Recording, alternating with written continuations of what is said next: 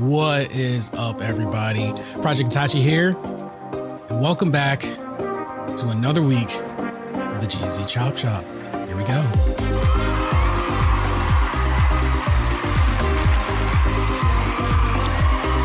All right. So we took a break last week,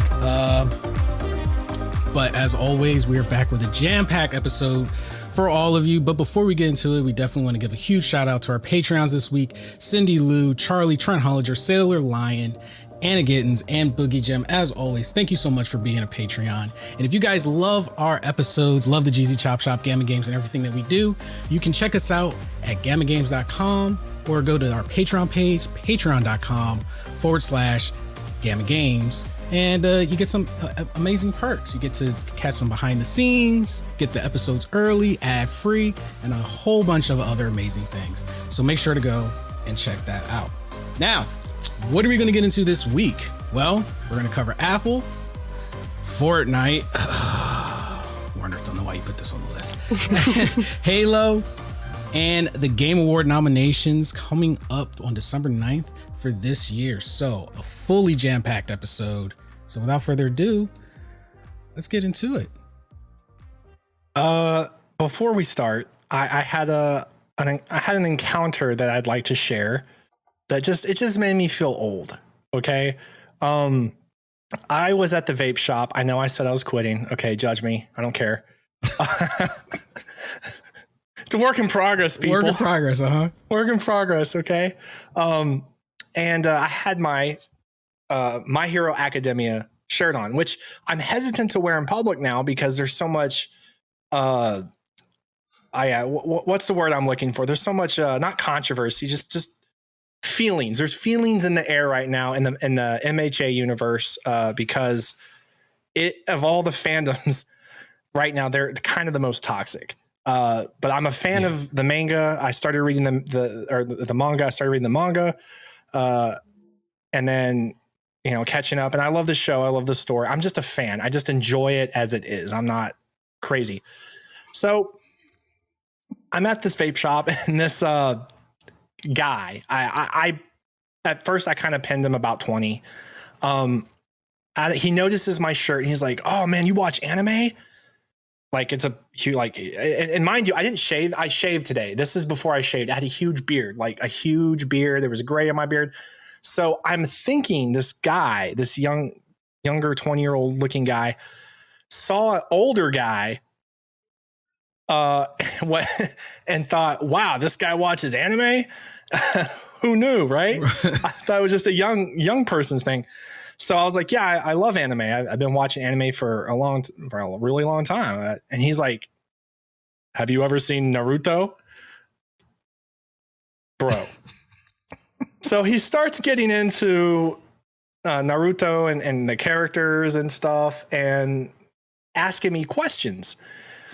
The questions and the way he was presenting questions to me were on par. And maybe Kara can relate to this. We're on par to how a guy might talk to a woman, assuming she knows nothing about the said sport. So he like mansplained it to you. I was about to say that it was like he was mansplaining the anime Naruto to me, to a man. and I'm sitting here like just blank face, just listening to this guy. I've never seen Naruto, but I even know that is one of the staple animes. I've just never seen it because it's way too long. But even I know that is a staple anime. Right. And anime's been around since the 80s. Gundam really pushed anime into what it would eventually become. Gundam Wing, and it branched out. And then the 90s hit with Dragon Ball Z and Pokemon and Digimon, Yu-Gi-Oh! Into Sailor Moon, to the late 90s, early 2000s, and Naruto blew up. So you're absolutely right. And Naruto was a huge, following Dragon Ball Z, Naruto kind of was like that connecting point for the 90s anime into the early 2000s. So he's sitting here basically mansplaining anime to me. And I kind of cut him off, and I'm like, yeah, I've been watching anime since I was I don't know, probably before you were born. And he looks at me and he goes, how old are you? Just like that. And I'm like, this motherfucker. You kind of set yourself up though with what you said. This motherfucker. So he goes, how old are you? I was like 33. And he goes, you're 11 years older than me. And I was like, yeah. And I've been watching anime since I was like 8. So I've been watching anime since Dragon Ball was kind of like fresh. Dragon Ball, not Dragon Ball Z, Dragon Ball. And he's just like looked at me in awe, like I was some kind of like ancient relic, seventh wonder of the world. Like people older than their 30s watch anime. So it was just he's like, cool, man, cool, bro, that's real cool, awesome. And anyway, that's the extent of the story. But I was just like, I just wanted to share that brief encounter with you. Like, what the fuck? Yeah, I've been watching anime before you were born. I can't believe those words could come out of my mouth. Yeah, it only gets worse from here, buddy. It only gets worse from here. Getting mansplained anime by some guy, and then I'm just like, dude, I've been watching anime before you were born. I already know this. Like, so I just want to point out, ladies, see, don't take it to heart when we mansplain things. We mansplain to each other. Try to mansplain to me. Is gender neutral. I should have looked right at him like, I'm the definition of youth. Just straight might guide him. Oh my God. You weren't wearing any Gamma Games attire, were you? Don't want them to backtrack if you did that. Shop on. But let's get into it, guys. So I do have that one thing heavy. Before the show, I said I was going to drop a bomb. Right, yeah. For you, Warriors. Oh God. Yeah. So it came to my attention, actually, as of today, Activision Blizzard employees walk out, demand CEO Bobby Kotick resign. Yep. On what grounds? What changed? So basically, to summarize, and if you guys want the full article, you can catch it on the Wall Street Journal, which had a scathing. When I say scathing, it was a 4-page. I read at least 3.5 of the pages of this report. Like the last half page, you're like, all right, I fucking get it. Okay, we get it. The man is grimy, but holy shit. So apparently, in a nutshell, to summarize, Activision CEO Bobby Kotick knew for years about sexual misconduct allegations at Activision. For years. We're talking like way back before the investigations even started. He's known about it. Ew. And even before, when there were complaints brought up for certain people to be resigned or let go, it is said in the Wall Street Journal that he intervened to keep these said accused on the payroll and employed. Now, like I said, it is a 4-page article. You kind of got to read this for yourself, but it really breaks down, I guess you could say, like the griminess and how far back this goes. Now, the only thing is, and I just want to say, this is just me thinking on the outside of the obvious box that Activision has put themselves in here. One of the spokesperson for Activision did bring up a valid point, and I had to think of it from a business standpoint. As a CEO, you're not always involved in the hiring process. Once you reach a certain point, that's beyond you, except for like, I guess you could say like high up on the food chain, like someone that works directly for you, you might have an involvement in that hiring process. But once you grow to the juggernaut size that they did, it kind of goes to someone, below you. They handle it. So the spokesperson was basically saying there's no way for him to have known everything that was going on across all of the branches of Activision everywhere, which I must agree. Yeah, that seems like a big ask of a CEO to know every individual thing that's going on at all of the corporations. There's only but so much you can be, made privy to. However, the Wall Street Journal also points out that they used to have functions, and I guess this is where the frat mentality came out, where it was pretty much normal practice to have like parties and business gatherings at like strip clubs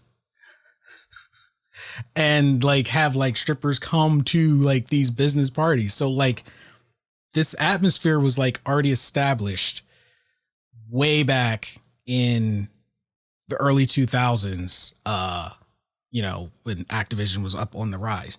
Now, once again, like I said, I'm not cutting this guy any leeway here, but I do have to wonder, and this comes back to a conversation we had well before. Now they're coming for the CEO.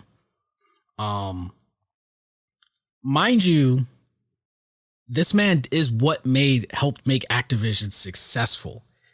He's increased its value to, I think like over 100. Yeah. So thanks to him, the company's market value has risen to about 54 billion from 14 billion over a decade ago under his leadership. Mind you, he bought Activision on the verge of bankruptcy for $400,000 with some help from Steve Jobs and a couple of investors and stuff.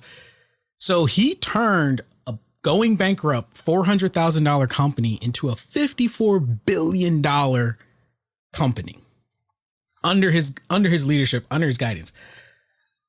I can't help but sometimes wonder if everything is coming to a head like this, not because I will say, I will always think it's probably a 50-50. Because with all that juice just floating around, all that money juice just floating around, I can't help but wonder sometimes if there's a more devious operation at play under this very obvious and very serious situation. Because another thing that was highlighted, and I'm like, why is nobody talking about this? Stated throughout the article, kind of just like glazed over. There's several times that they said accusers were settled with out of court. And then that was the end of it. So it's like these people got a check, you know, they dealt with these issues. They dealt with sexual assault. They dealt with harassment. Sometimes it even comes up in the article of occasions of rape. And then several of these accusers, it says they were given settlements outside of court. So that means they got a check, and that's that. So I'm thinking, no, if this is settlements have already been made outside. They've already been court? made. They're saying like, so there's no more lawsuits. Page, one of them was saying that, time. you know, they made a settlement out of court, and that was it. But what's really got Kotick in trouble is he didn't inform the company's board of directors about the alleged rapes or settlements. And this is coming from people who have knowledge of when he did find out, he didn't. Yeah, he didn't. That's what they're saying. They're saying he didn't inform the board of these things. So, like I'm saying, he may. This is one of the situations we probably won't know the full truth until like 20 years from now, because they're saying, oh, he didn't inform the board, and the board's saying, oh, we knew nothing about it, which I find extremely unlikely. So in layman's terms, a bunch of these people were just paid to keep quiet. A bunch of people were paid to keep quiet. They took the money, which this is where I say, and like I said, I know I'm walking on thin ice. I'm probably going to piss people off, but they should get mad, because this is something that needs to be addressed. If these people are just taking the money and walking away, then this only hurts the victims that actually are crying out for attention. Like the woman that committed suicide. She needed help. She needed this stuff addressed. Money was not going to solve her problem, but you have these people that take the settlement, walk away, live their life. It's only hurting everyone else who the money is not enough. The money's not going to repair that emotional damage. The money's not going to repair. Yeah. The one that actually wanted justice. The ones that actually want justice. So now, would you think, I wonder, like, are these people that are just taking the money and the victims kind of being tossed to the side? They're part of the problem, and maybe even the legal system being what it is in this situation is part of the problem, because it's like you said, at the end of the day, the victims, maybe they're being heard, but they're definitely not the loudest anymore. They're not the loudest. Things anymore. It's seemingly not even the issue anymore. as much as it's being made about the CEO, the directors, and then people just being paid off. Yeah. Because obviously people were so damaged by this. Like you said, someone even took their life. Yeah. So, it's the entire thing is absolutely disgusting based off what we've seen and heard and read about the situation. So who's asking him to step down? Is it just people that work? So it's pretty much the 200 plus employees that had a walkout. They didn't take the money. These are separate people that have nothing to do with the settlement. Yeah. And they're saying maybe what we're saying, like, no, we want more to be done. This is not okay. Toxic work environment, sexual harassment, yada, yada. Yep.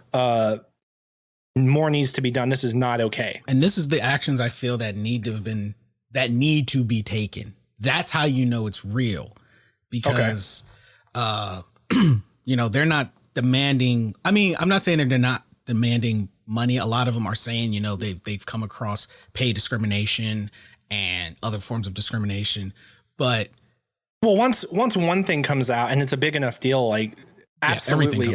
Not to defend or take away from anyone, but everything else is going to start coming out. All the truths, big or small, are going to start coming out, which are going to add up and just make things worse. Yeah. And that's definitely what the Wall Street Journal was diving into.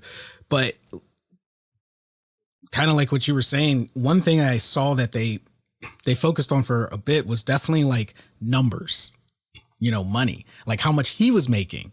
Like right here, it says, publicly, Mr. Kotick, 58 years old, is one of the highest paid chief executives of a U.S. publicly traded company with a pay package in 2020 valued at $154 million. In October, that's per year. What'd you say? He makes that per year. I assume that's what it was, because it says pay package. I don't understand. Like, I don't quite understand like what pay packages are. Like, I don't know if that's like an annual thing or like they're some like a salary for X amount of time. Yeah, I'm not sure either. But regardless, that's a shitload of money. That's a lot of money. And I mean, highest paid chief executives of a U.S. publicly traded company. That's saying something. But it says here that Mr. Kotick told employees he would ask the board to reduce his total annual compensation to $62,500, and that the company was implementing a zero tolerance harassment policy and ending mandatory arbitration for harassment and discrimination claims. So, and it also came out that he had this voicemail where he had threatened to kill an employee. Wait, what? But however, wait, who threatened to kill an employee? Kotick, the CEO, threatened to kill in a voicemail, a former employee. And they have this voicemail. Yes. However, he already apologized for it. Guess how long ago? But guess how long ago? Years? Has it been a few years? 16 years. It doesn't matter. We're in that. It doesn't matter. It doesn't matter. You can bring something up that happened 30,000 years ago and they will still cancel it for you. I'm not saying it is the same thing, but that. Now, I was trying to see if I could, if they had anywhere, and this is where it brings up questions. These are questions that I think about. Like I said, I'm not cutting aside, but how on the internet, when you do something fucked up, you do anything wrong, it is all over the internet. Mm-hmm. Whether you said it, whether it's on a video, when a celebrity has a temper tantrum, that stuff is easy to find. I can't find that voicemail recording, which obviously people have heard. So I have to wonder if it's being taken out of context to increase the magnitude of the situation. Because think about how many times you've had a conversation with someone. If it's already being brought up legally, it's going to, and as far as legal matters go, if it's something that's being used against them, it's going to be taken down on the internet. Like, whoever's already heard it, good luck finding it, because it's probably not there anymore. But it's the internet. Nothing is ever really gone. There's no way they could stop every subreddit. There's no way they can stop every underground post. There's no way they can stop every YouTube video. Something like that. I mean, there's still clips of when Christian Bale had a temper tantrum on set. Yeah, but that's a little different than how. But how? Because that's considered harassment.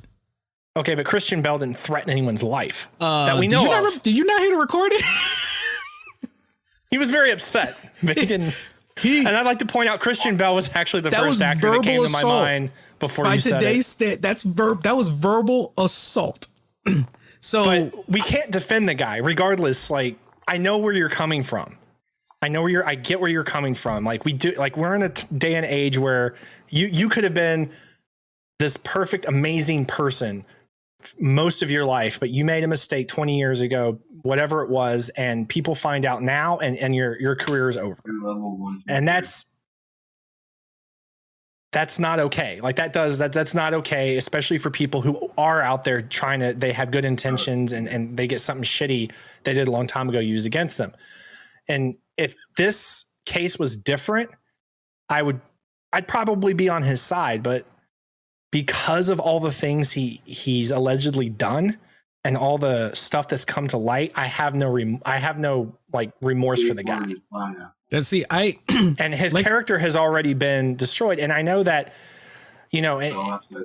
as far as like if he were to go to court over these things and the jury's concerned, like, it'd be difficult to be on a jury, for instance, because if you already know this information and you're already, against him, you could not be on the jury legally because you already have an idea of him, and it technically I forget the legal term for it, but I think that's something that makes this case very difficult as well. What are the board members saying about this as far as him stepping down? The board members just are saying they had no idea of any of this stuff. Are they asking him to go ahead and step down as well? No, the board members, their whole thing is they just had no idea. They're just like, right now, they're just staying out of it. You can picture the board members kind of being like, we had no idea. Which is smart, which is the smart thing to do legally. Yeah. So they're not involved. They've pretty much just he's just been subpoenaed right now as Jesus. So subpoenaed, man. So pretty much probably by the end of the week, he'll be gone. And the thing is, Activision, they're paying a lot of money out.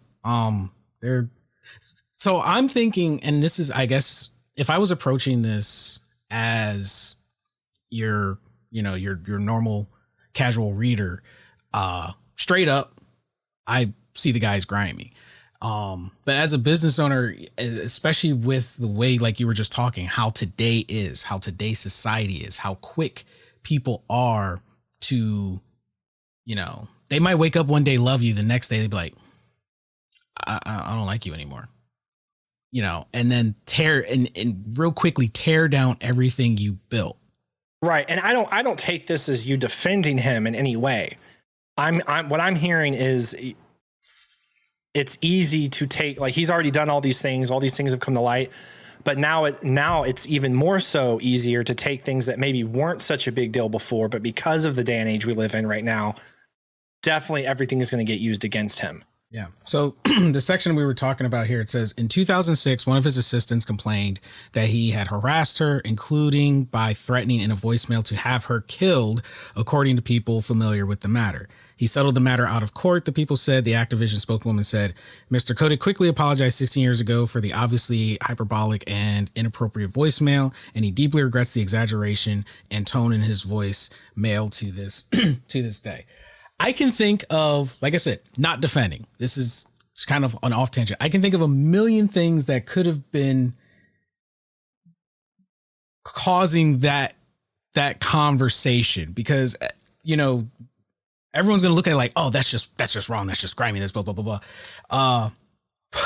But I guess you could say, imagine being in charge of $1 billion industry, probably on the up and up, and say your assistant screwed up something that might have cost you millions of dollars, a minor error. They're your assistant, they're supposed to be handling these things for you, and they cause this error that could make or break your business.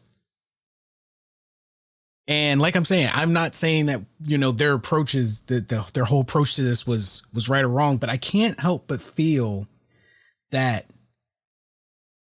in some of these cases, things were taken extremely out of context. But we know that's always going to happen.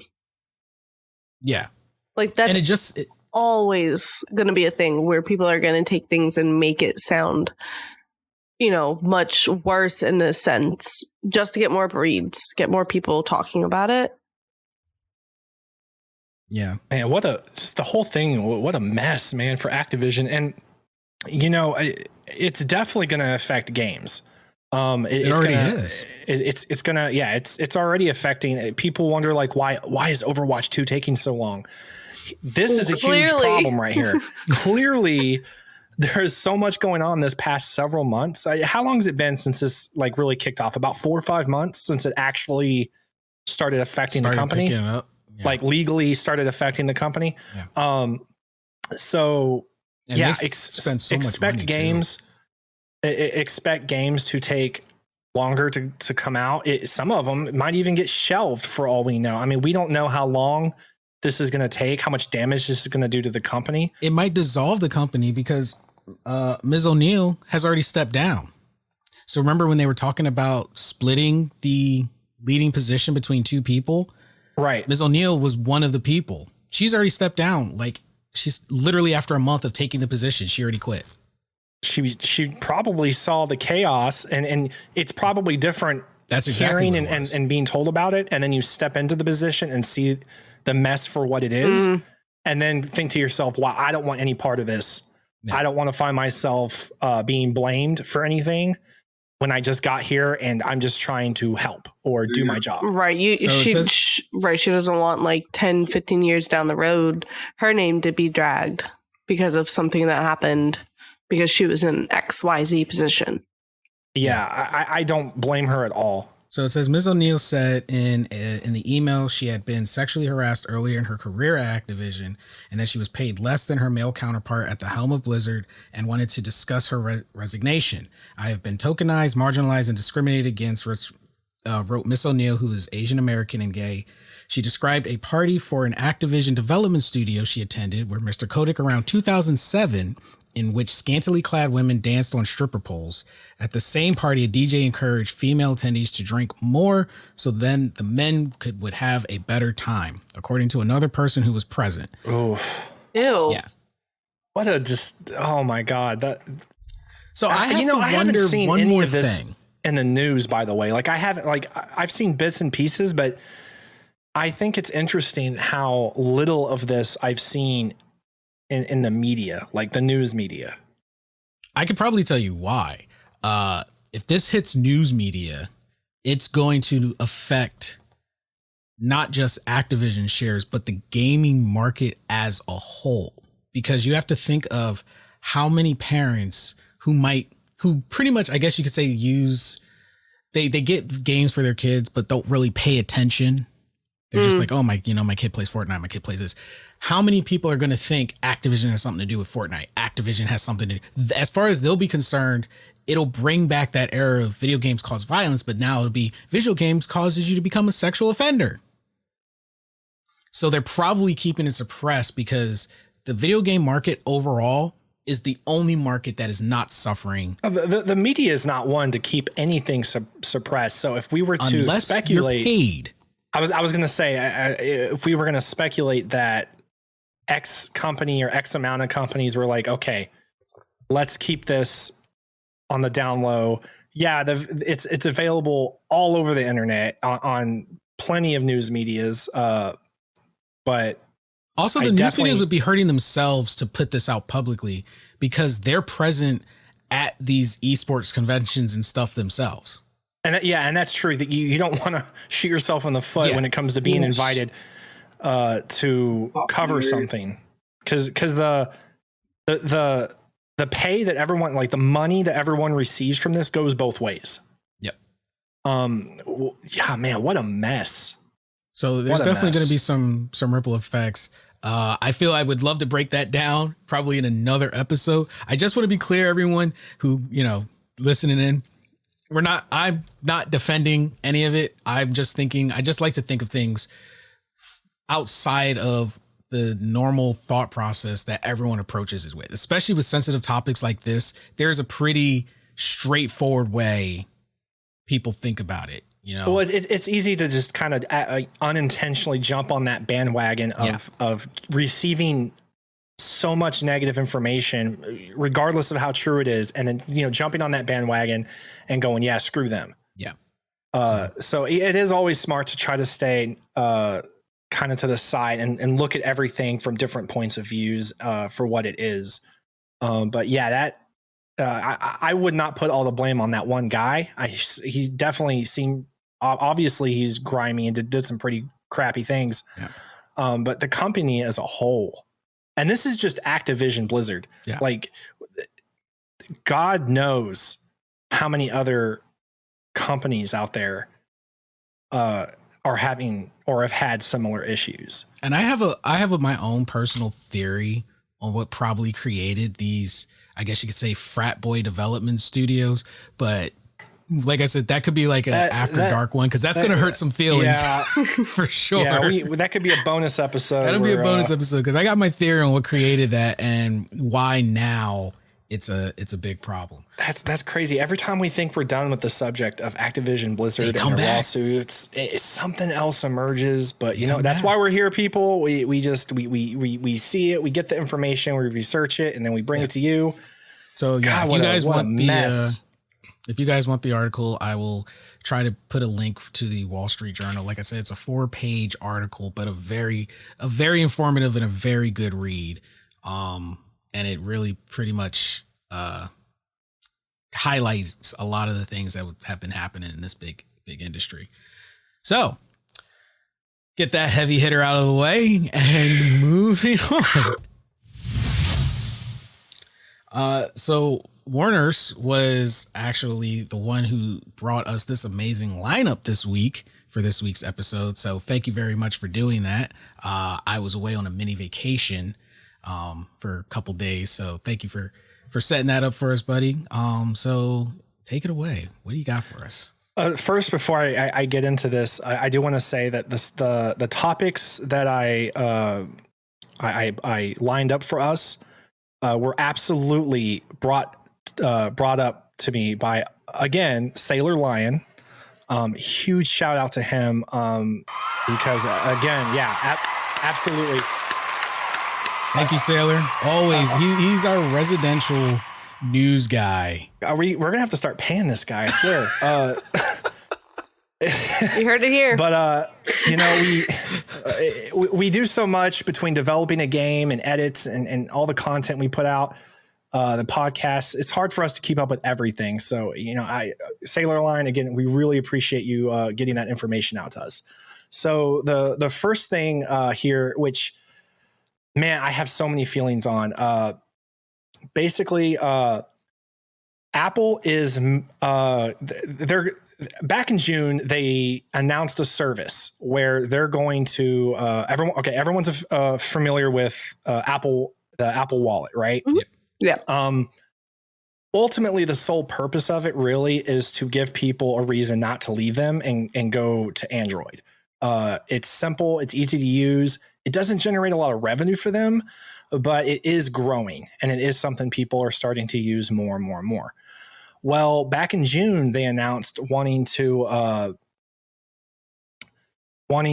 incorporate identification cards into this wallet, to where you no longer had to have an actual driver's license issued to you. It would be issued to you digitally. You would not have to, you get pulled over, for instance, and you can just pull out your iPhone, open your wallet and give it to the officer, and they would see your information, and they'd be like, okay, cool. And they'd use whatever, technology they'd have at their disposal if they needed to verify it. Just like they would if they wanted to scan the back of your physical ID card, driver's license. And the idea of that sounds cool, right? Less stuff to walk around. But here's the problem. Apple is making the US states that are participating in this. And right now there's just 4. I think it's like Arizona, I think. Arizona, Georgia, Kentucky. Of course, Georgia. And one other. I can't. It is a huge article. I'm not even going to look for it. But there's 4 states right now, and there's a few other that are in works with Apple. So Apple's making U.S. states foot part of the bill and provide the customer support for its plan to turn iPhones into digital ID cards. The company requires states to foot the bill, to pay for the services, to maintain the systems needed to issue, service, credential, hire project managers, to respond to Apple inquiries, prominently market the new feature, and push for its adoption with other government agencies, all at the taxpayer's expense. Mind you, it's coming out of taxpayers' dollars to fund this operation, to incorporate this stuff into your phone, to run this as a state, when approximately only half the population has an iPhone. So the other half doesn't even have access to these services, yet their tax dollars are still going to this for the Apple users. That's what after reading the article, my one question was, what does that mean for the Android users or anybody else? Exactly. It means their tax dollars are just being for that. It's just going to something, a thing that they're not even using. And something in this article, and by the way, people, this particular article is from the CNBC website, which is posted in our Discord as well under our news article section. The move has brought questions from industry observers about why local authorities are ceding control of citizens' identities to a $2.46 trillion private corporation. Beyond that, the integration of identity into powerful mobile devices has drawn concern from privacy experts about the risk of dystopian scenarios involving surveillance. Sorry. I mean, that is wild. So Apple has complete control over this. And in the contracts, and you can go online and read this, like they give you access to read, and I'm sure it's cherry picked parts of the contracts that were signed, and Apple has sole discretion for key aspects of the program, including what type of devices will be compatible with the IDs, how states are required to report on performance of the effort, and when the program is launched according to documents. Apple even gets to review and approve the marketing that states are required to do. The dynamic is similar to the way Apple typically deals with vendors, although instead of getting paid by Apple, the states have to shoulder the financial burden. And there's one more thing in here I wanted to quote that I really liked, if I can find it. Here it is. Apple has a history of leveraging its dominant position in phone hardware and software to preference its own offerings and exact a toll from third parties using its platform. I couldn't agree more. So this is a perfect example of, if you do something, do it well. If you're good at something, make money off of it. Apple is strongly solidifying their position in our technologically advancing world. They might be a greedy juggernaut, but they're a smart, greedy juggernaut. Because if by doing this, they're putting their competition, they're placing their competition in a very tight corner. Because like you said, 50% of the population has Apple, right? Now, that may seem like that's only half. However, when you break it down by Android is a software type, but how many different brands use Android? So when you break down that demographic, that other 50% of Android users becomes a lot smaller. However, across the board, that 50% of Apple users, that's just unanimous. That's just straight up. That's a huge population. Well, and my biggest question is, I agree, from the article, why is it that a $2.5 trillion company can't foot the bill? If they want this service to be integrated so bad for their own benefit, why can't they foot the bill? Because they want to benefit without costs being implemented. That's one. They want to gain without having to contribute. That's one. And I'll play devil's advocate here. I will say, even though I don't like how they're going about it, from a business standpoint and the way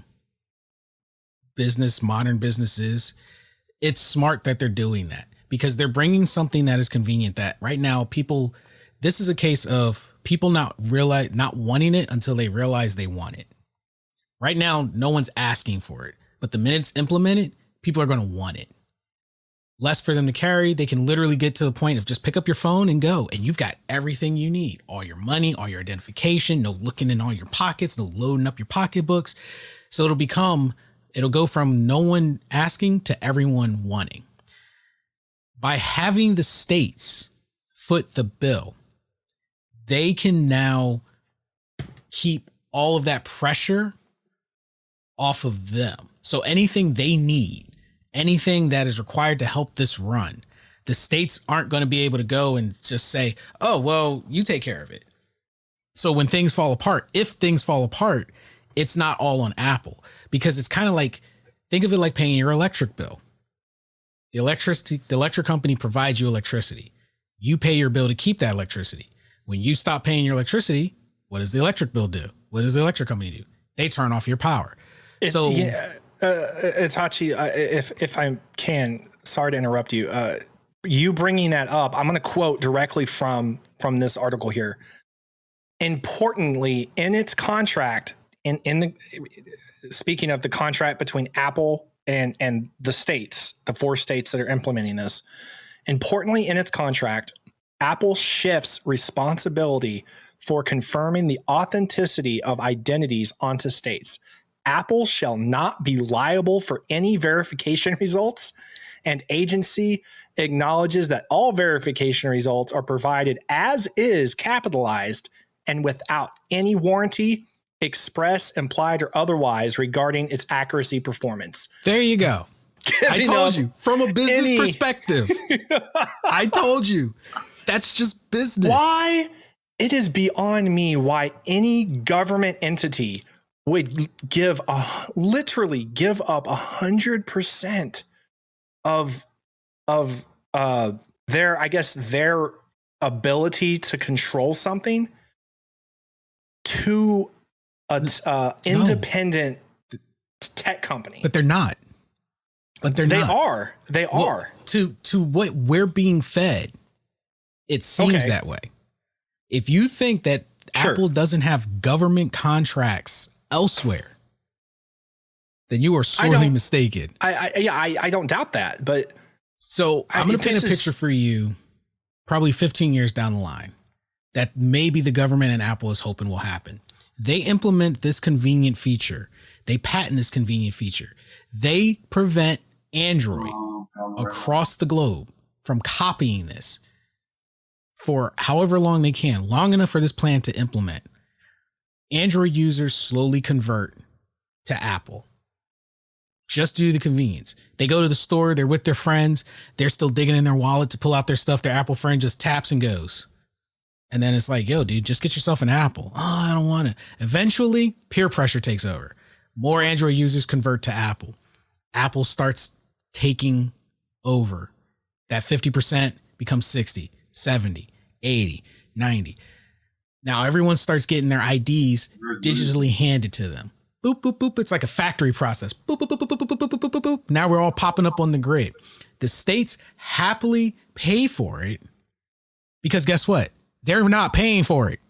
We're paying for it. Like you said, the tax dollars are paying for it. Now we are paying the state to give this one company the information. Now, instead of the government having to go, okay, this person's on Android and this person's on Apple, it's like, yo, why don't we just have them pay to put it all in one spot? And then whenever we need this information, we can just go to it. Easy day. So we're paying to give up our freedom right now. And there's nothing we can do about it. You remember back when we were in Japan, and it was right when, maybe right before the iPhone 3G dropped. And I don't know about you, but I had a phone that I bought in Japan, and it was a Japan phone. You open it up, you turn it sideways, you can watch TV on it. It was almost a smartphone, but not quite. And it had a lot. And then the iPhone 3G dropped, and everyone was, and I got into it. I was like, wow, I thought it was so cool and innovative. And I was like, oh my God, like it was mind blowing to me. And over the years, even when I got out of the Navy, I continue to even to this day, love technology. And this past year and a half that I've been with you on this podcast, and I've learned so much about the tech world, the gaming world, just all kinds, every aspect of the things that we love so much in this world. And it just makes me think of that saying that ignorance is bliss, because the more I've learned and come to understand about the workings and the things that go on behind the scenes that people don't really talk about, the more terrified I am of what, the government and these tech companies are truly capable of, and what they might already be doing, especially in recent events with Facebook coming out with all their issues about, not the meta thing, but, the whistleblowers and algorithms and the hate and misinformation. Literally things taking that we've data, talked about being proven. Right. Things that we've talked about in the past that we talked about, we didn't want to be true, and then they ended up being true. And it's just, God, man, I have such a love-hate relationship with my technology now. The cost of convenience is your freedom.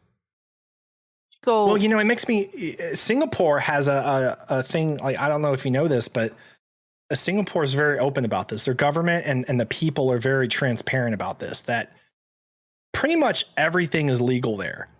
I'm not saying I support this, or I'm just saying that this is just how it is. The government has video cameras everywhere, up and down streets, across buildings. They do so much surveillance on their people. Equally, the people there are in some ways more free than we are in terms of what they can do and what is allowed and what's legal there. And yet people there seem to be very happy and okay with it. So I just think about stuff like that. Like, are we going to get to a place like that? Or are people going to come to realize what's going on? And as people get more informed and information gets out about what's really going on with some of these companies and contracts, and are people going to say no, like, at all, and revolt in a sense? I have a thought on that, but I want to hear what Kara had to say.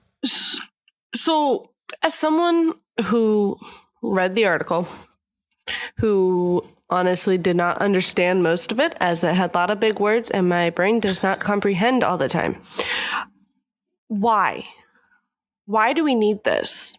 Other than the fact that it's, you don't have to carry your wallet around, blah, blah, blah. Why do we need that? Like, genuinely. I will say we don't need it.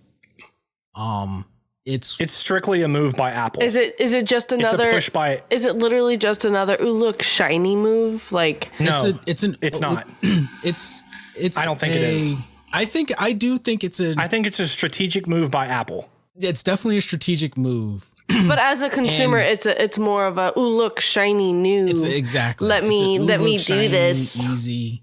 And to be fair, I'm guessing they're gauging how many times people, I'm pretty sure they can track from your ID how many times you use Apple Wallet.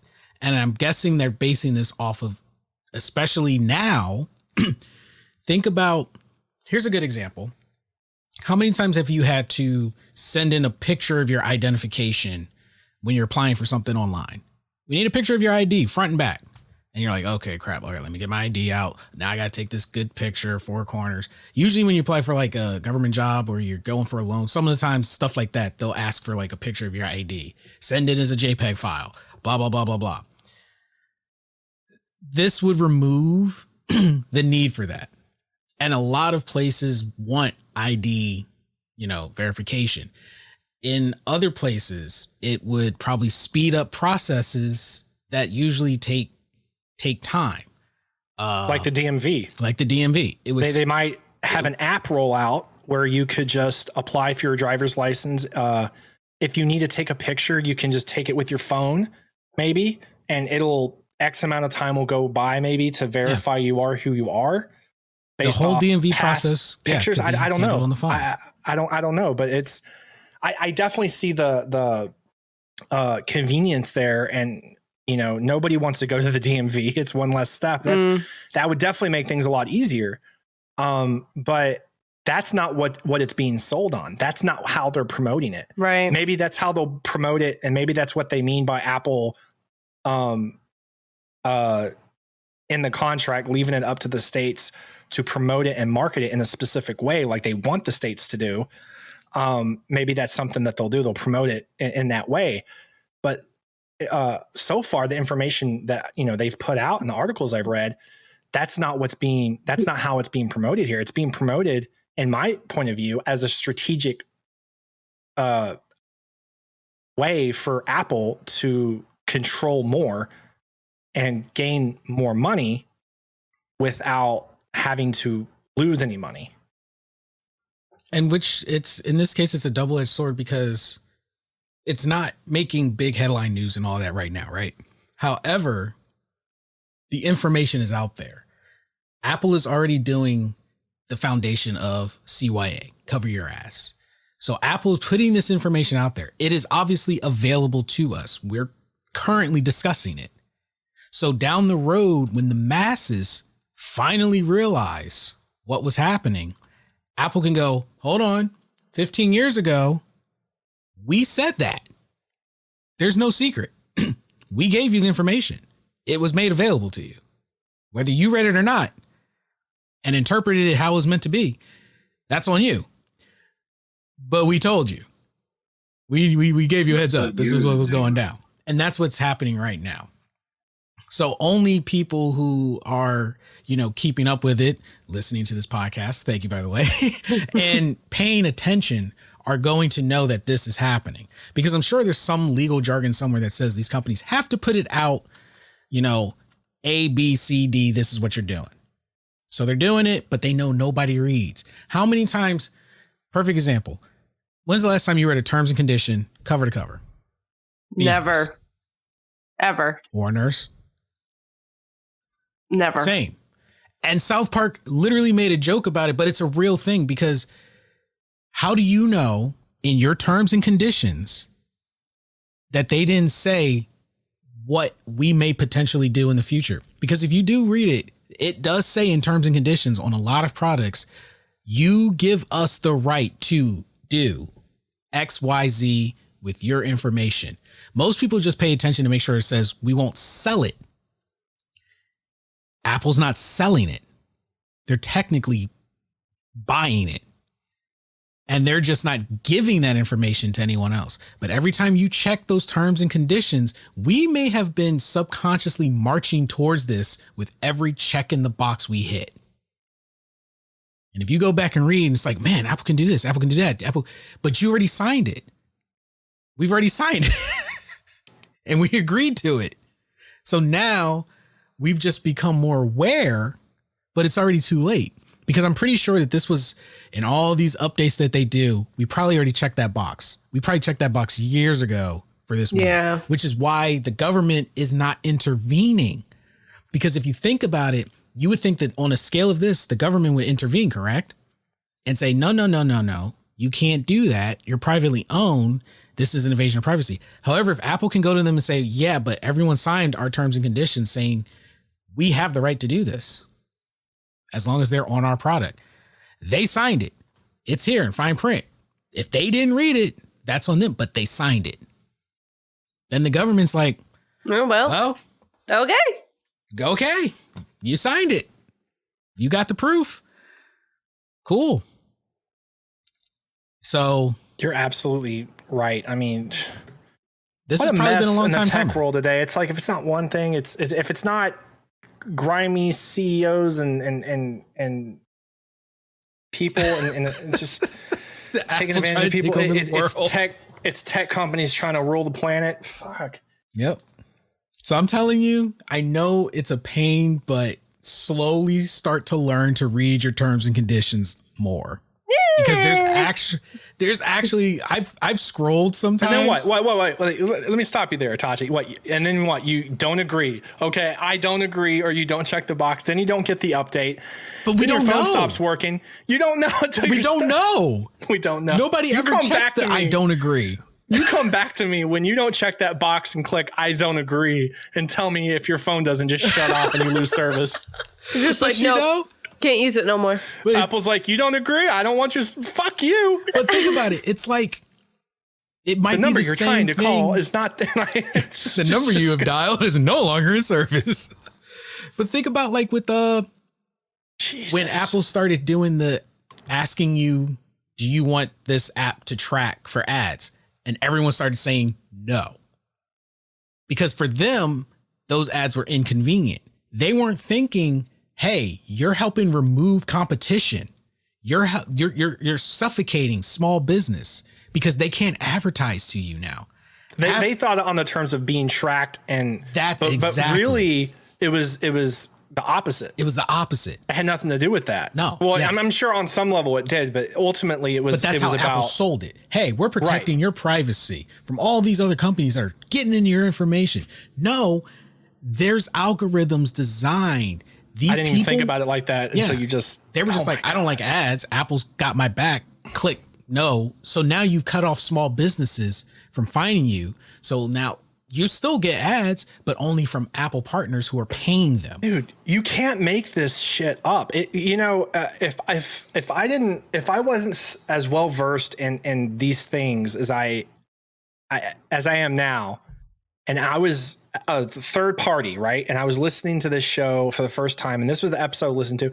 I would think we were talking about conspiracy theories, that we were just talking about, tinfoil hat. But this is real shit. This is real shit. It's, I just, it's real. I will put this in a small box for you.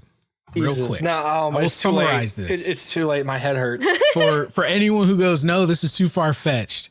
If it's too far fetched, why the hell are terms and conditions, even for video games, so damn long? Back 4 Blood is right there. I'm going to tell you the audio thing. They made it very clear on Back 4 Blood, whether or not you wanted to opt in to allow in-game chat so that they could monitor the things you say. The fact that they even said that, and that's you're talking about video. It's not just, tech companies, it's gaming too. And it's starting to be implemented. And I guess at least they were fucking honest about it. Yeah. Because they know most people, they just want to get to the game. So they'll just click yes. I read the whole thing. And I was like, no. And I don't. Every time in that game, I hear somebody talking through in-game chat. I'm like, what the hell is wrong with you? Like, I get in this time and in the times we live in, like, I'm sure some satellite can pinpoint where I'm at. I got GPS on my phone. I could be found relatively easy, but that doesn't mean that if I see something that I can opt out of and not be, recorded while I'm trying to just casually play a game, that I'm not going to opt out. How many people you think still don't realize Amazon Sidewalk is a thing and wondering how come their movies are downloading just a little bit slower than they're used to? And we talked about that several months ago. Mm-hmm. So I'm telling you. And again, that sounds like another conspiracy theory, but it is 100% true. Yeah. And it actually is happening. Yeah. And none of these things, maybe there's a local news channel somewhere in the country that picks it up here and there, but not once. I watch the news. I don't watch it from like a political standpoint, but I turn the news on here and there and I see what's going on around the world. I try to stay informed. I get informed quotation marks. But I not once have I ever heard about any of this stuff go down in the news. And some of this stuff is huge. And, again, back to the Blizzard Activision thing. Why is that not in the news? This Apple contract thing with the states, that won't be in the news until it's out. Fully. until it's ready to go and states want to what? Promote and market it according to the Apple contract. Yeah. Then it'll get promoted. Once at least 20 states are probably on board. About maybe 10. Once I guess you could say the majority iPhone states are on board. Think of it like the political thing. Once they get their Apple positive states. Dude, I don't care. This is some Black Mirror shit. Think about that's why Black Mirror probably came out. Is trying to wake people up. If no one's ever watched Black Mirror on Netflix, I highly recommend it. It's basically a modern day version of the Twilight Zone. And a lot of it, for the most part, has to do with kind of creepy, almost paranormal, some of it truly paranormal things that happen with technology and us. Technology. The dark side of technology. And some of it's pretty thought provoking. I say paranormal. Some of it is, but a lot of it isn't so far fetched. I highly recommend that show for people. Because this is starting to sound like this is some Black Mirror shit. This is a rabbit hole conversation. So I'm going to pull us out. Oh my God. God. We're going to move on to the last couple of topics. That entire article made my head hurt. It's a lot. It's a lot. So just be ready, Apple phone users. It's coming. You know what? I feel like when you're in a new relationship, and someone just drops like a huge piece of baggage on you from their past, and you're like, I don't know what to do with that. Like, that's how I feel. Like, I'm like, do I still like this person? I don't know what. I need some time to think. Like, that's how I feel about Apple right now. We're going to approach the point where I need some space, Apple to think. It's just going to be Apple phones in the future. My God. And moving on. All right. Hitachi's hesitant. Hitachi's hesitant about this topic. Anime and Fortnite. Yeah, that thing. For y'all that don't know, as far as Fortnite goes, Hitachi is your enemy. If you like Fortnite, Hitachi is your enemy. Epic, Fortnite. I see what you did. You obviously listened to the show. And you heard how I felt about your game. You realize I didn't cut you any slack. So you went out of your way to add one of my favorite animes to your atrocity. Oh my God. This is how I know you listen to the show, because you had how many years to do that? And you never did it. And then 4 in the Discord had the audacity to post that picture of a Kakashi on a piñata. Wait, what?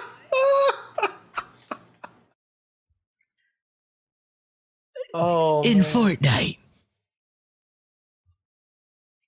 Epic.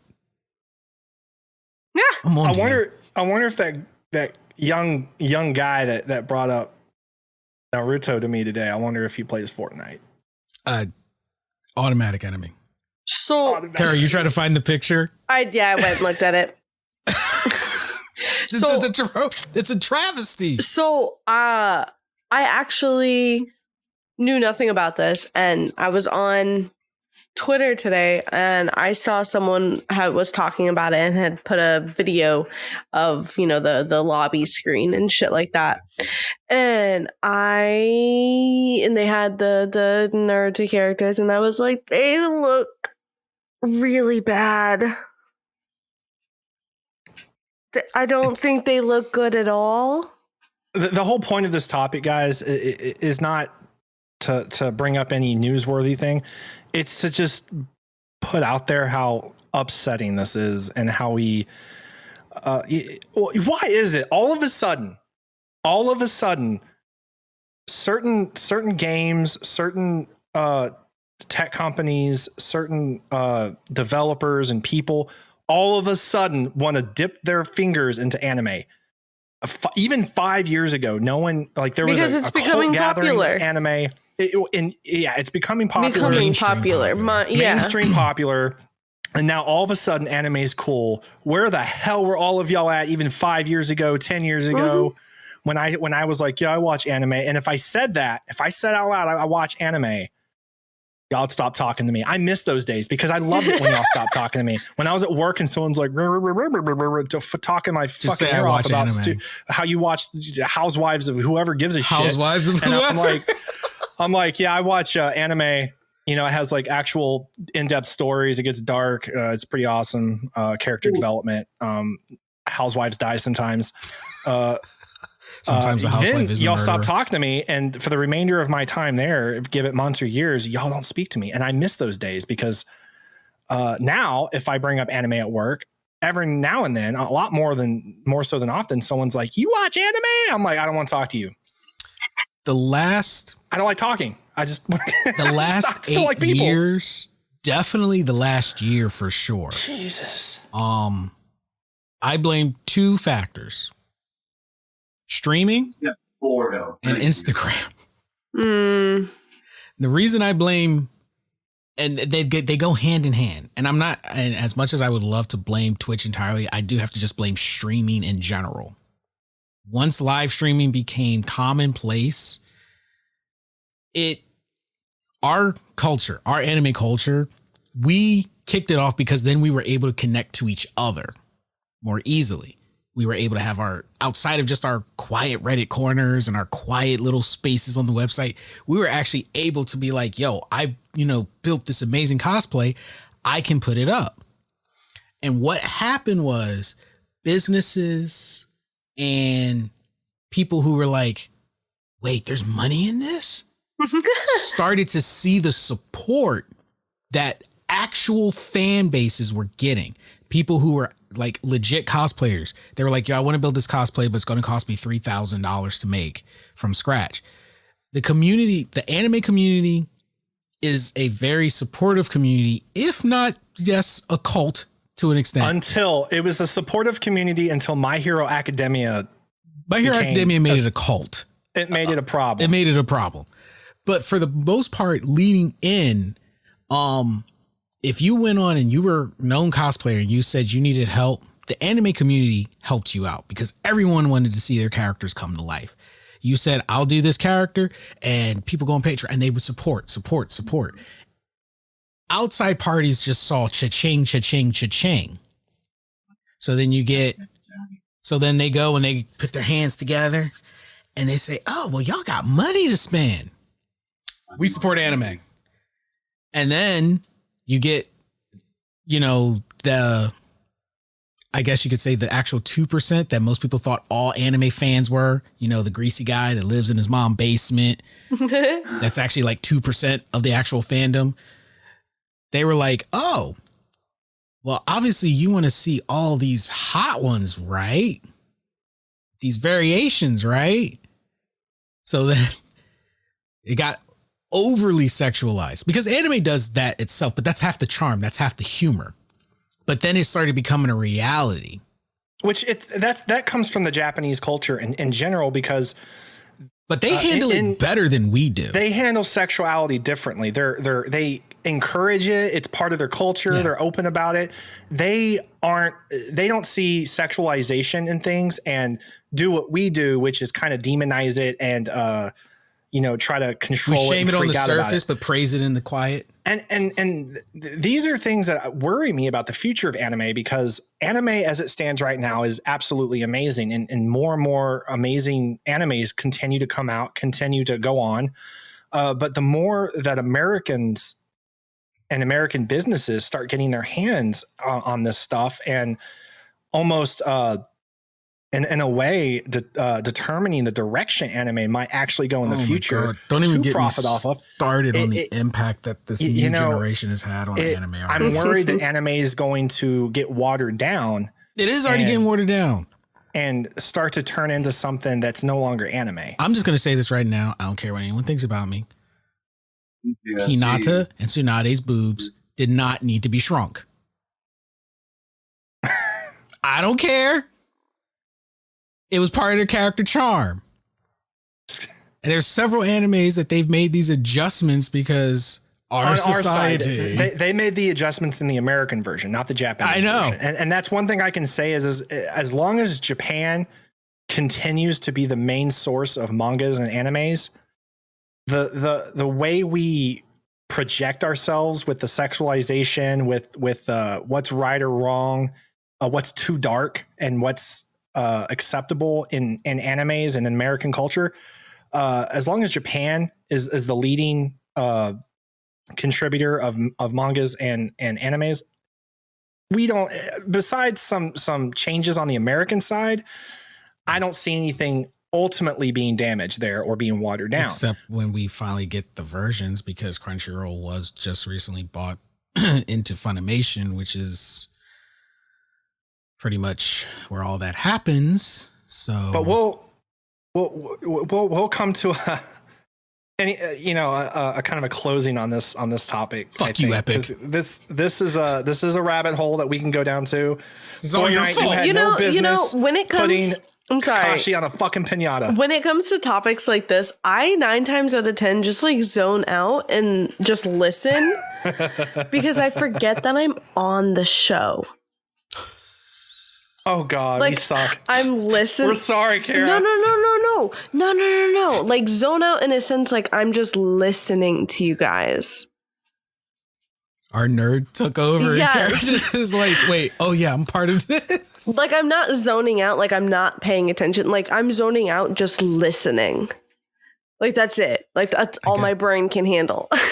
I guess that's a compliment. It is. It is. Well, I don't want to say too much more on the topic because too many things we've mentioned in the past have come to light, come true, and I don't want to say things he doesn't want to be right anymore. I don't want to be right anymore. I'm tired of this Black Mirror bullshit. Sorry, next topic. That's a staple of the show, buddy.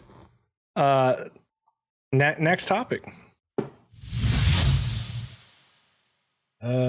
Halo 17 held. That's right. Why Paramount? I was thinking the same thing because Paramount doesn't really make anything anymore. They have classics that we all enjoy that are from the 80s, 90s, maybe early 2000s. Yeah. They do have an app where they show most of that stuff, or all of it. And you can go there to watch all the Star Treks and stuff. That's kind of like their main niche. There is all the Trekkies can watch as much as they want. So I was surprised that a Halo series came out with Paramount Plus. I know, I think Itachi, you might remember me saying this in the past, mentioning Halo. If Halo were to ever be done as a live action thing, it would absolutely, to be done properly, would have to be done as a show. Personally, I always figured it'd be another HBO, or in this case, in today's world, HBO Max would probably pick it up because they tend to have the most success kind of project with. Yeah, it seems like it would have the most success there, and HBO can do and say things that are more geared towards adults. They can get darker, they can get more raw with their material. Which anyone that's ever read the Halo series, the books, absolutely. It goes there. It gets wild. So yeah, I'm not entirely sure. This is new information they've been talking about for a while, but it's newer information. I believe it's February that they're dropping it. February of 2022 that they're dropping the Halo series. Did you watch the preview, the clip? Basically it's it's okay. It's a back shot of Master Chief sitting down on, I think it's a bench or something. Mm-hmm. And he doesn't have his armor on, and it's at his lower back, and it slowly goes up, and it shows all the surgical scars from when they, enhanced him. Mm. And then it shows the back of his head without a helmet. And then this is the part that bothers me. You hear Cortana, which I don't remember who's voicing Cortana, but the voice for Cortana was pretty solid. She's like, "Hello, Master Chief." And I'm like, when in the hell ever in the history of this franchise has Cortana ever called John Master Chief? Is it supposed to be at his beginnings? and maybe this is during the wars prior to the Covenant, building up to the government. Or the government. The government. Yeah, I like government. How you connected the two there. You tied it all in. The Covenant. Full circle. And then all that jazz. And maybe you're right. But yeah, usually she's like, she calls him John. But you bring up a valid point at the beginning. In the books, before the Covenant wars broke out, she did refer to him as Master Chief. So maybe it's probably, yeah. Because you got to think maybe they're looking at the novels for material, which I would hope so. Because there's stuff in the novels that are so good, that go into so much detail about the human race, all the wars, the Covenant, the background, the lore, that the games just don't touch on, that they can't touch on. The Halo games wouldn't be the games they are if they were lore intensive. It would have been completely different. The Halo books, though, are absolutely amazing, and I highly recommend them for anyone who does enjoy lore and enjoys the Halo franchise. Paramount's being smart. You know, I don't know how they sealed that deal, but they're definitely going to see their subscriptions go up, and I think that's what they're. Let's see who's directing this real quick. Because I didn't take interest in a lot of the live action Halo stuff because it was always side stories, and I would have preferred the something to the mainstream personally. So I guess I could say kudos to Paramount for somehow sealing that deal. Portal. Okay, so it's directed by Otto Bathurst. Let's see what all he's had his filmography in. Movies. Let's see here. Robin Hood. The Joel A Man's Best one? Friends. Yeah, I think so. Yeah, that one. He directed Black Mirror, the national anthem. But other than that, I don't see anything on here that would make me be excited. You know what I mean? Like, he doesn't have like a history of but that's sci-fi. Probably good though. It might be a good thing. Yeah, I don't mean to discredit him or bash him. I didn't mean to sound like that. I just kind of going off what I see. Written by Kyle Kellen and Stephen Kane.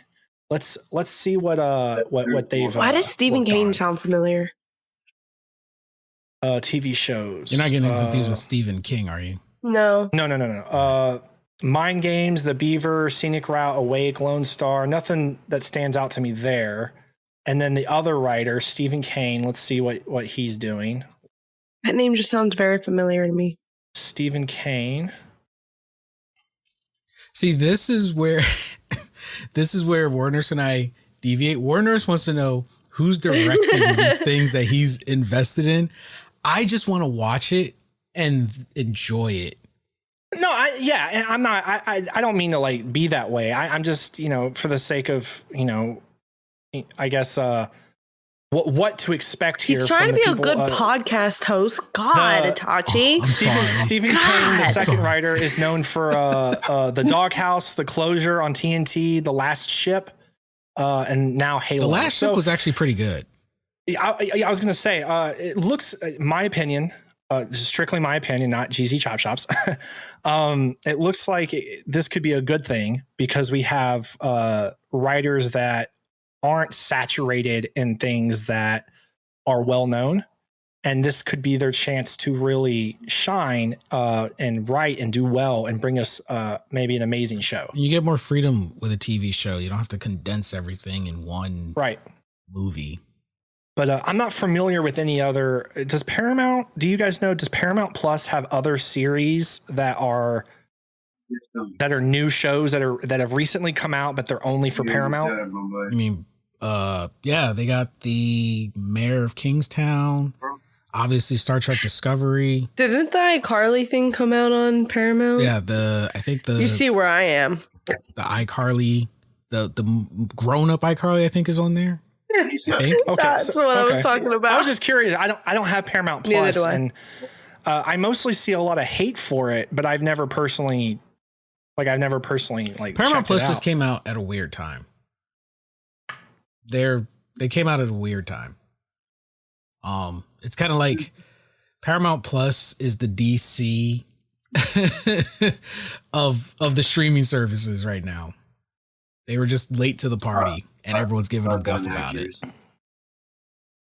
All right. Well, to end the subject, I did play Halo Infinity PvP. For anyone who doesn't know, it came out and it's for free. It's considered beta until the official release of Halo Infinity on December 8th. So far, absolutely amazing PvP.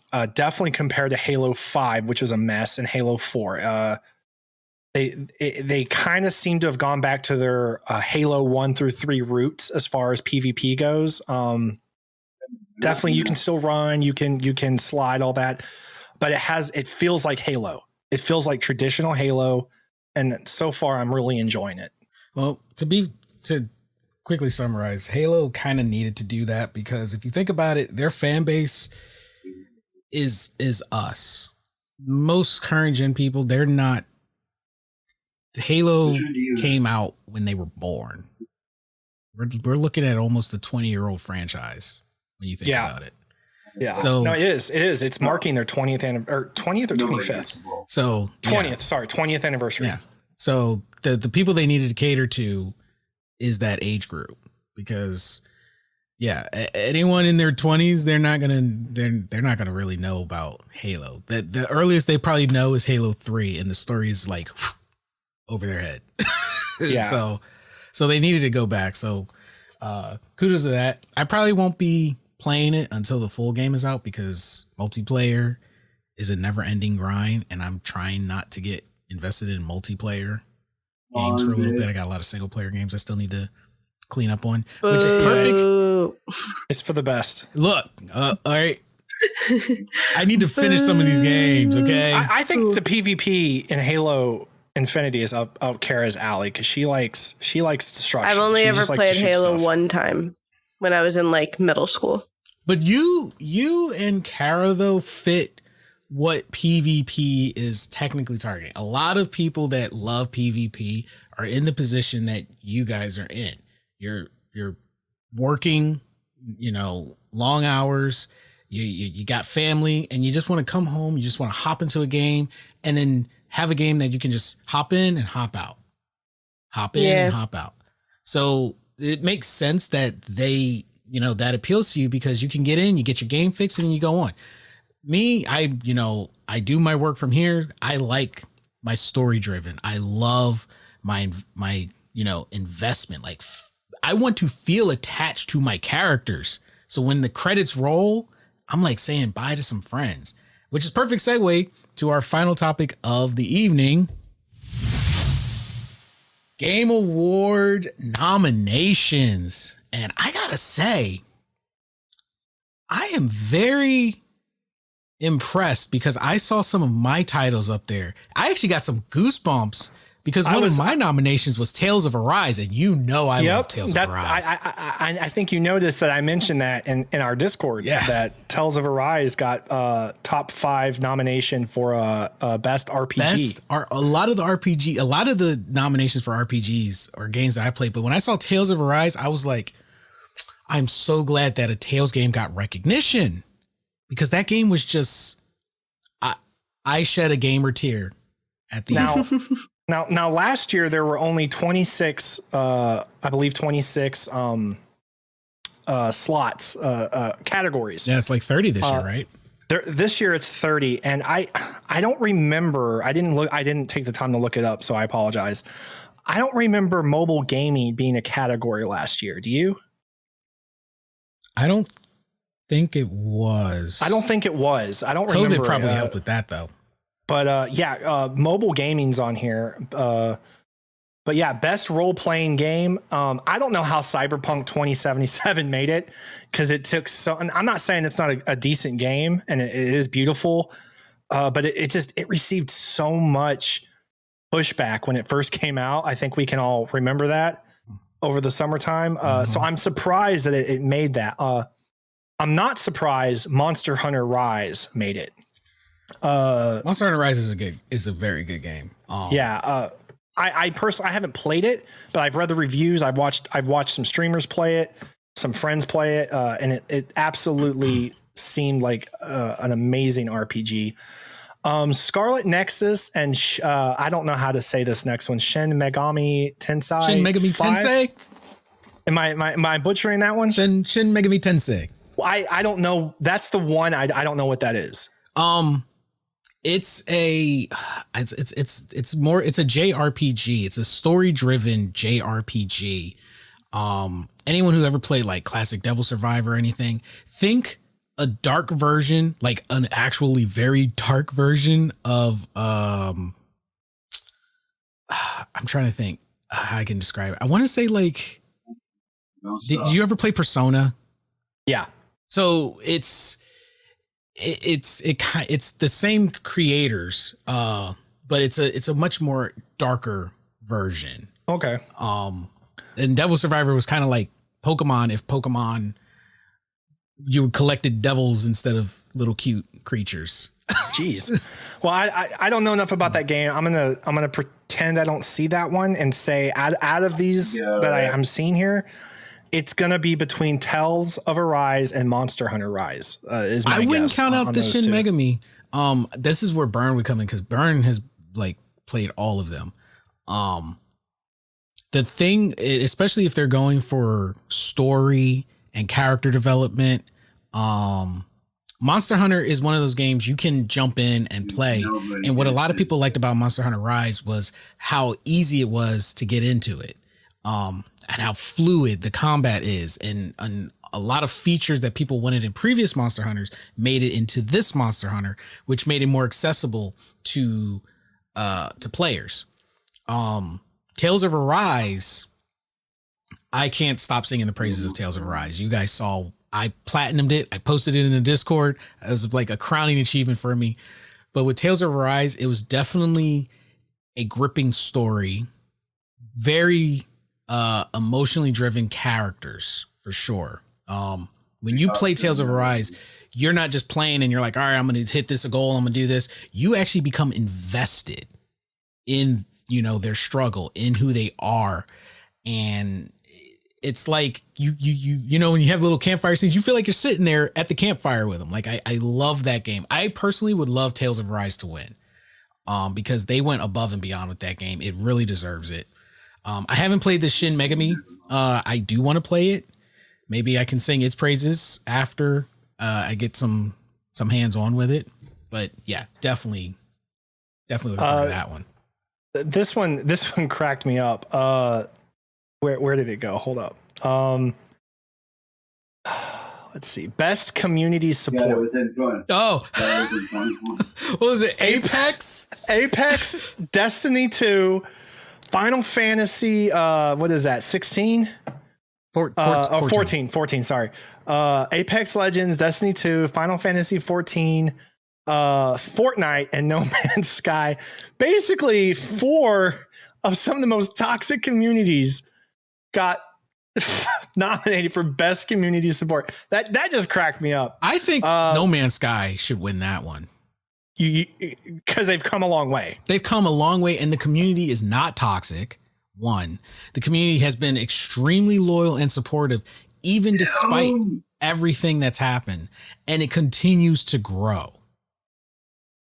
Apex, though, Apex only is on there because every time top streamers bitch about guns and perks and stuff, everyone jumps on the bandwagon, and then the devs are like, all right, fine, we'll fix it. And that's the same thing with all the other shooters.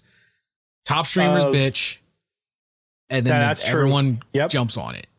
Yep. No Man's Sky, they actually listened to the community, applied things, and the community actually came back and expanded on the world by utilizing these features. They didn't just cry about it and not come back to it. When they said, hey, we implemented this feature, the community came back, and then they gave the positive feedback about it and started recommending the game. I don't even know how fucking Destiny 2 got on that. I don't even play Destiny 2 anymore. So best esports games, and I was surprised. I was surprised, but I also wasn't surprised that Overwatch did not make it this year. They did not make Activision the nomination. Activision Blizzard is absent from everything. Call of Duty made it. Call of Duty made it, and I was surprised about that too. Because there's given so the many issues they've had with hacking and involved stuff with Call of Duty, though. And that's true. And then best esports games nominations were Call of Duty, CS:GO, Dota 2, League of Legends as usual, and Valorant. Also, there you say esport, right? Yeah, best esports game. Removing Call of Duty would have hurt those teams because that's unfair to them. It's not their fault. Right. So that's the only reason Call of Duty's on there. And I think Overwatch is it's having a hard time keeping up with the explosion of esports games. Like there's more and more and more coming out. Yeah. Overwatch was one of the more earlier ones. Yeah. Not to take away the fact that it is a great game and it is a lot of fun. But until Overwatch 2 needs to come out, Overwatch 2 is not a sequel. It's what it is it's literally a massive update to the game where they're going to change some aspects of the PvP and what will be required in the esports arena. And they're adding a story mode as well. It's more of a massive update. Buddy. It's not coming. Most anticipated game, Elden Ring, which absolutely of all these games coming out, this is the one I'm most excited for. Legend of Zelda Breath of Wild sequel, Horizon Forbidden West, which that's a long time coming. God of War Ragnarok, and then Starfield, which I didn't look up. One. Yeah, I was gonna say I barely remember what that is. And then let's see up here. Kara, have you played Back 4 Blood? No. We gotta get Kara on Back 4 Blood because that got a couple of nominations. I have it on the Xbox. No, it got a lot of nominations. So did Psychonauts too. I've never even played it. Psychonauts did as well. So did Deathloop. Deathloop was all over the place. Cyberpunk is on there too for a couple things. Best sports racing game. I want hands down. I don't play these games a lot, but I do keep up with them. And as far as what you can do, customization, graphics, and how fluid it is, Forza Horizon 5, man, it is going to win hands down. And I think most people are pretty on board with that. Best audio design, Deathloop, Forza Horizon 5, Ratchet and Clank, Resident Evil Village, and Returnal. Best narrative, Deathloop, It Takes Two, Life is Strange, Guardians of the Galaxy, which I did expect it for that category because what I've seen from this game so far has been just outstanding. This game is winning. It's on several categories as well. And then again, Psychonauts 2. Yeah, I knew one of those games. So I was going to say, what is the main ones? The ones that... Game of the year. Yeah. So what are the nominated Game of the Year? Because I'm pretty sure some people are wondering if their favorite title is up there. So Deathloop, It Takes Two, Metroid Dread made it. Metroid Dread made an impression. Metroid Dread made an impression because it made an impression. Psychonauts 2, Ratchet and Clank Rift Apart, and Resident Evil Village. Resident Evil Village has my vote. That's the one Resident Evil that I had no problem constantly going back to. It just kept bringing Resident Evil brought the entire universe of Resident Evil full circle. Yeah. Village did it right. It wasn't just the graphics or the dialogue or the voice acting. I mean, the storyline was absolutely superb. I have no idea what the hell It Takes Two is.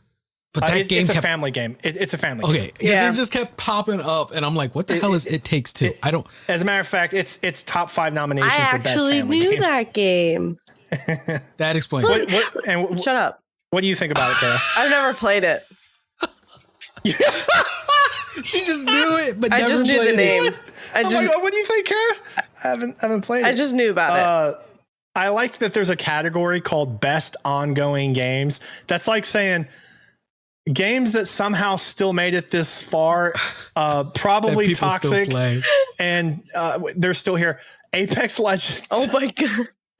Call of Duty Warzone. Yeah. Final Fantasy 14. To be fair, Final Fantasy 14, they deserve it. Genshin Impact. Fuck that game. Sorry. One more Itachi. Games. Fortnite. He's done. I'm done. He's done. I'm done. Good night, Itachi. He's done. I'm done. Oh man! As soon as you said Fortnite, and those are kind of. I mean, there's other categories. I'm not going to read through 30 categories, but those are kind of like the biggest ones. And then there's. It's not on here. I don't see it on here. I saw it on another site that I'm not going to go look for.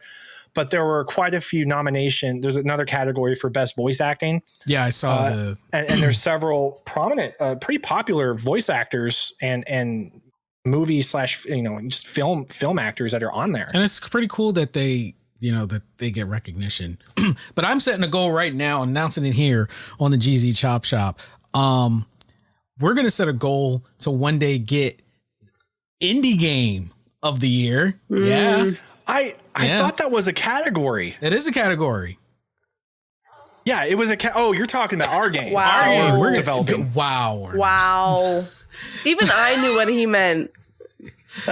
I'm over here like, I swear to God, I saw category. That's the point. That's why. Oh God, way to drop the ball. Dachi, as usual, you know exactly what you're talking about.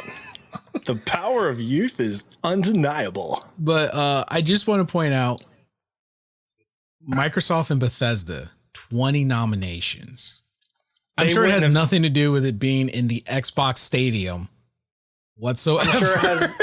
I'm sure it has everything to do with the fact that Microsoft bought Bethesda and are actually doing well now because they bought a company that makes good fucking games. They're hands off. And that's all we said they needed to do. Let Bethesda do what Bethesda does best.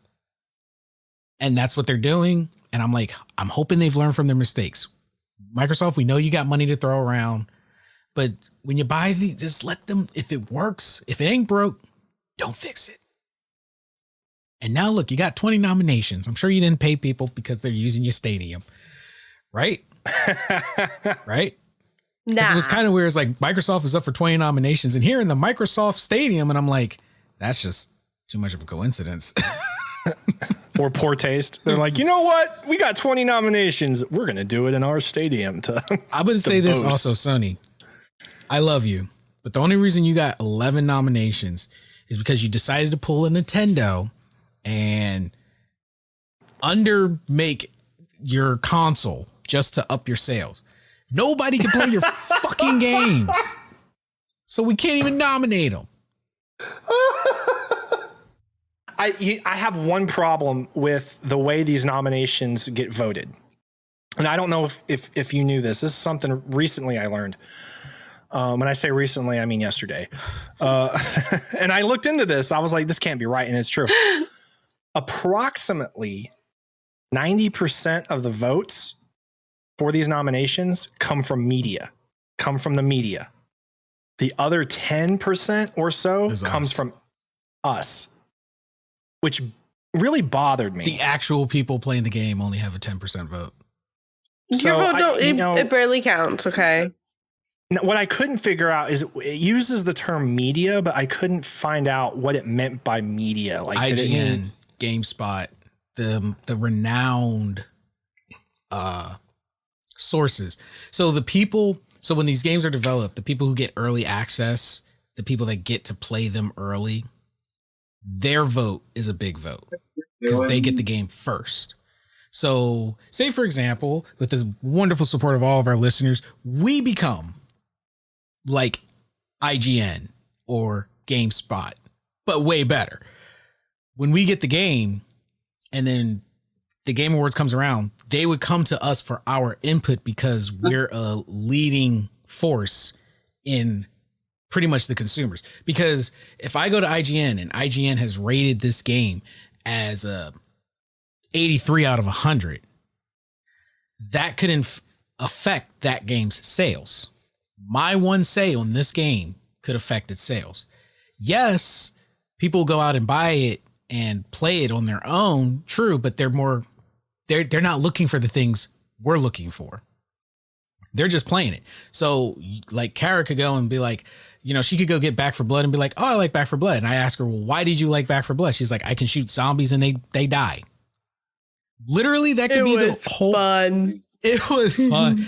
But for her, I see what you're saying. So we need the votes, the biggest votes, to come from the experts that can actually dig deep into these games and understand how and why a game should and can be nominated for best audio, best storyline, XYZ, things that people don't really consider when they're playing the game, just to play and enjoy it. Yeah. So like when I was describing, you know, Tales of Arise, I could have just been like, yo, it had real good action. I was able to swing swords and I was happy.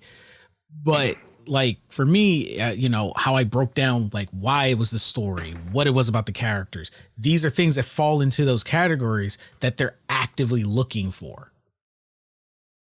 So it sucks, but it makes sense, because if you left it up to us and say we were 50%, yeah, I mean, you think the My Hero Academia culture is bad. Can you imagine if our votes carried more weight in the gaming without that actual quote unquote expertise?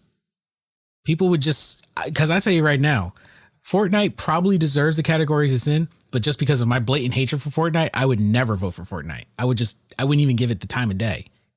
And then everyone who would do that, because it's like they're not their personal favorite game, the votes would just be all over the place. Yeah. So they need that unbiased approach for most of those votes. Yeah, that makes sense. But yeah. So definitely a mega episode, almost 2 hours long. That was not the plan. I promise you guys, it was not the plan. But hey, you're probably at the end of your workday by now, so you're welcome. But anyway, we would love to hear your guys' thoughts on pretty much all the topics we covered here today. So please hit us up, GammaGames.com, leave us a comment, join us on our Discord server, hit us up on YouTube, follow us on Twitter, Instagram. You can find all of those links on our website. We would love to hear your guys' input. What do you think's going on with, you know, Activision Blizzard? Do you think it's going to affect the gaming industry as a whole? Did your favorite video game make the nomination list? And if it did, do you think it'll win? All of your feedback, let us know. Hit us up on Patreon, patreon.com/Gamma Games. If you enjoyed this episode, we would love to have you as a Patreon as well. And you get to unlock exclusive perks and more. Anyway, you guys have been amazing. Stay safe out there. Take care of one another. We will catch all of you amazing people on the next episode. Later, everybody.